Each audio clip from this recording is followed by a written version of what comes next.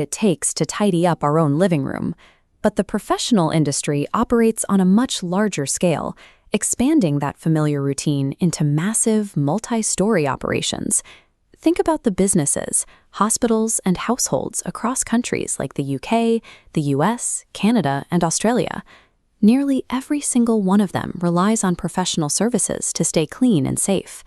Entering this field means moving past informal habits. It requires adopting a highly structured way of working that meets specific professional requirements. Every professional in the sector follows a core requirement that dictates how every task is handled. This means all work must be performed to a professional standard. You aren't just tidying up, you are hitting specific targets for quality, speed, and safety on every surface. To reach that professional level, your work must also align with the client's specific instructions. Even the most thorough cleaning only counts as a success if it follows exactly what the client asked for. Internalizing this baseline requirement is the first step in building a career path where your skills are respected and your results are predictable. Success in this industry doesn't actually start with a mop or a cloth. It starts with the administrative foundation of the job. A cleaning contract is your legal anchor, outlining duties and boundaries.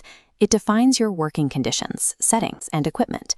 This structure applies to your earnings, moving you up a pay scale, and outlines your working hours, which often include early mornings or late nights.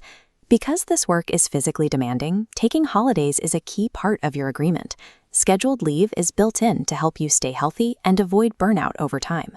Having these clear administrative rules in place ensures that your work is sustainable and your rights are protected by law. Once on the job site, the physical environment changes depending on the industry. A corporate office and an industrial warehouse present two completely different challenges. Different businesses accumulate different types of dirt and rubbish, meaning your approach has to change to match the mess. In a corporate office, for example, you focus on lighter tasks like daily dusting, vacuuming, and emptying bins to keep the space professional. A restaurant kitchen is different. It requires heavy-duty degreasing and a strict focus on hygiene to meet food safety laws. Clinical environments, like doctors' offices, go even further, requiring specialized chemicals for sanitization and a high level of awareness regarding medical waste. A professional doesn't use the same method for every room. They adapt their techniques to solve the specific mess profile of the sector they are working in. To see how these contracts and sector-specific rules work in practice, let's look at a typical day for a professional cleaner. Your day starts by clocking in and reviewing the contract's task list. This ensures every action you take is exactly what the client requested.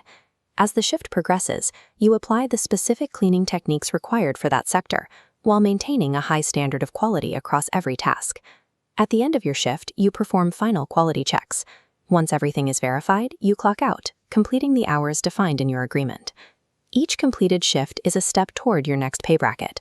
Consistent professional performance is exactly how you move toward the higher end of the pay scale. This daily cycle of adaptability and professionalism is how the industry operates at its best. In the next module, we'll look closer at the specific duties you'll need for each unique work sector.